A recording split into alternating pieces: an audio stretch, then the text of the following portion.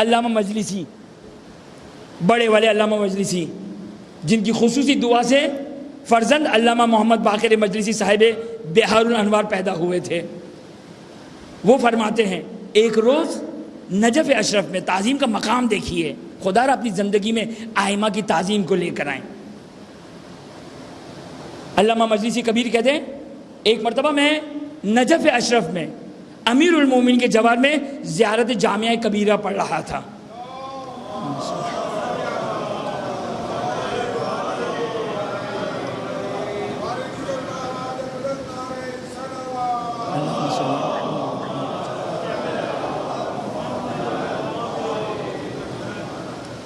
Najaf Ashraf میں زیارت پڑھ رہا تھا۔ اپنے بچوں کو تھوڑی بہت عربی ضرور سکھائیں تاکہ کم از کم جب ائمہ کے حرم میں جائے تو پتہ چلے کیا پڑھ رہے ہیں۔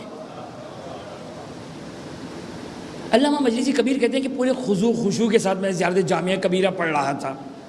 ایک مرتبہ احساس کیا کہ میں زیارت پڑھتے پڑھتے اپنے آپ کو سامرہ میں پایا۔ میں نے نجف اشرف میں زیارت پڑھ لیتے، دیکھیں میرے اور آپ کے جیسے، معذرت کے ساتھ میں آپ کی مثال لے رہا ہوں، آپ کے کندھے پہ بندوق رکھ رہا ہوں، میرے اور آپ کے توہمات اور خیالات ان کی کوئی ارزش و قیمت نہیں ہے۔ ہم بھی ایسی بہت سی چیزیں سوچتے رہتے ہیں، کبھی امریکہ میں گھوم رہے ہوتے ہیں، کبھی سوئٹزرلینڈ میں گھوم رہے ہوتے ہیں۔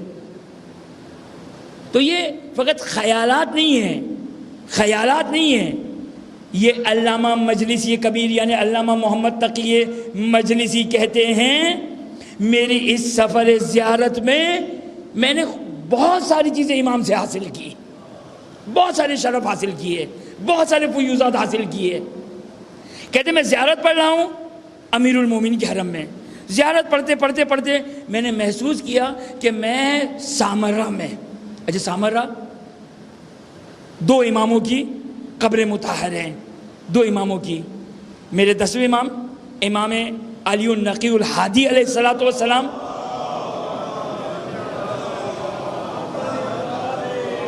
اور 11ویں امام امام حسن عسکری علیہ السلام۔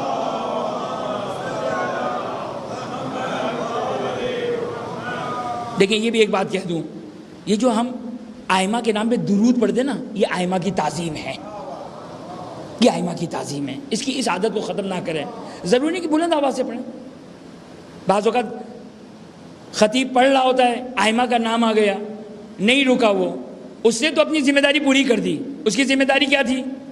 اس کی ذمہ داری تھی علیہ السلام لگا دیا، اس کی ذمہ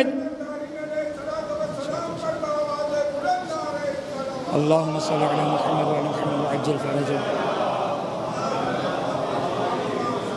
ائمہ کا نام لے تعظیم کے ساتھ، احترام کے ساتھ، علیہ السلام کے ساتھ، حتیٰ بہت افسوس کے ساتھ ہم پورا دن ٹائپ کر رہے ہوتے ہیں، جب اہل بیت کا نام لیتے ہیں تو نہ علیہ السلام لگاتے نہ صلی اللہ علیہ وآلہ وسلم لگاتے، پورا دن ٹائپ کر رہے ہوتے ہیں، پورا دن وقت ضائع کر رہے ہوتے ہیں۔ لیکن جو ہمارے کمال کا نقطہ ہوتا ہے، جہاں ہم معراج پر پہنچ سکتے تھے، وہ یہ کہ علیہ السلام کو ٹائپ کریں،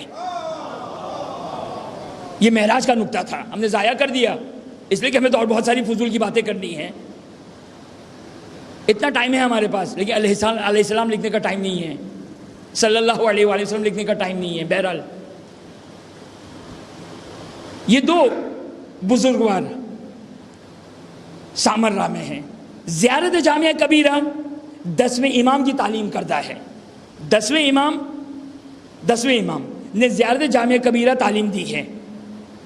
اب علامہ محمد تقی مجلسی یعنی بہار الانوار والے مجلسی کے والد علامہ محمد تقی مجلسی کہتے ہیں کہ میں نے اپنے آپ کو سامرہ میں دیکھا، ایک مرتبہ میں نے دیکھا کہ سرہانے پر، اب کس امام کے سرہانے پر میں نے وجود مبارک امام زمانہ عجل اللہ تعالی فرجہ شریف کی زیارت کی۔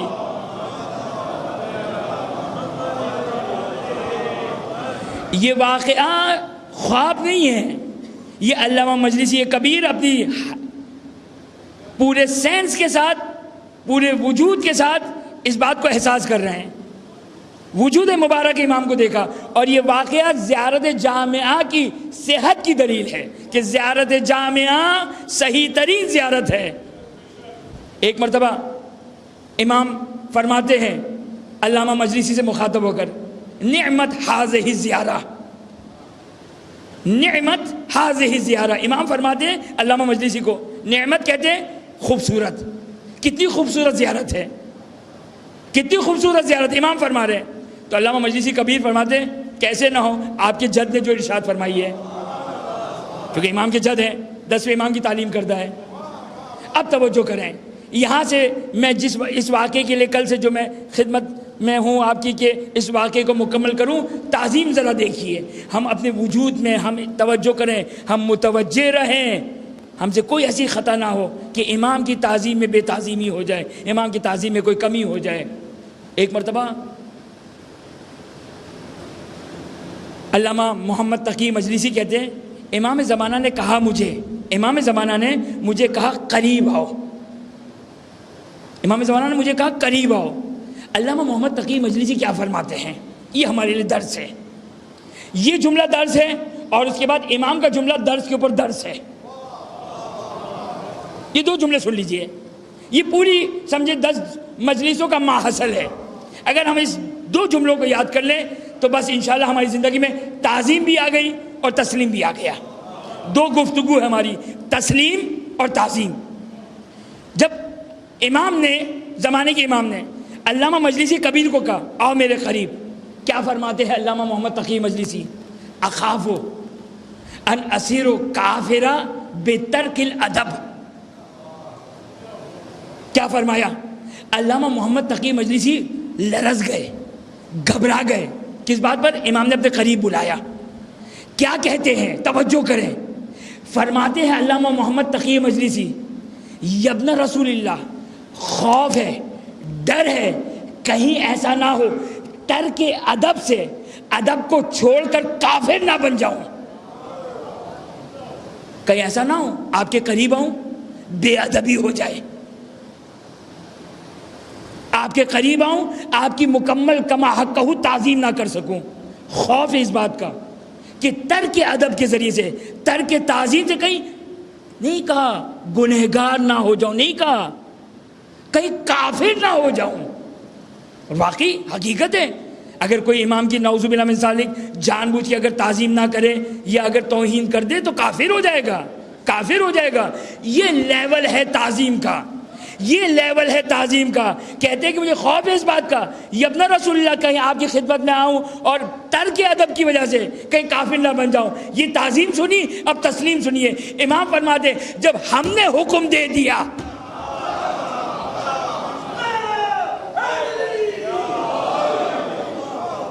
جب ہم نے حکم دے دیا، اب تم اپنی عقل کو استعمال نہ کرو، اب تسلیم ہو جانا چاہیے۔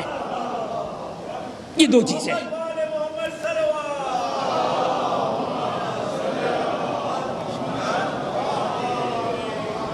انسان اپنی زندگی میں تسلیم اور تعظیم کا اس انداز سے خیال رکھے، جہاں ذکر مجلس ہو رہی ہے، جہاں اہل بیت اطہار علیہ السلام کا ذکر ہو رہا ہے، انسان اس محفل کا خیال رکھے۔ آیت اللہ العظمیٰ سید محمد رضا گل پائیگانی ایک بہت بڑے مرجع کا نام ہے، بہت بڑے مرجع کا نام ہے، ہاسپٹلائز تھے، ہاسپٹل میں تھے۔ ایک مرتبہ ایک ذاکر، نوحہ خان، مرثیہ خان ذاکر آگے گل پائیگانی کی خدمت میں آیا، کہا سیدی اگر اجازت ہو تو میں نوحہ پڑھنا چاہتا ہوں۔ کہا ٹھہر جاؤ۔ انسان ہاسپٹل میں ایک نارمل لباس میں ہوتا ہے، ہاسپٹل کے لباس میں ہوتا ہے، اپنے لیے ابا کبا کو منگوایا۔ یہ تعظیم ہے مجلس اہل بیت، ابا کبا منگوایا اور اس کے بعد کہا اب پڑھو۔ بس یاد رکھیے گا، یہ آنسو تعظیم ہے، یہ آنسو بی بی کی خدمت میں دیں، یہ بی بی کی تعظیم ہے۔ برحمتك يا أرحم الراحمين وصلى الله على محمد وآله الطاهرين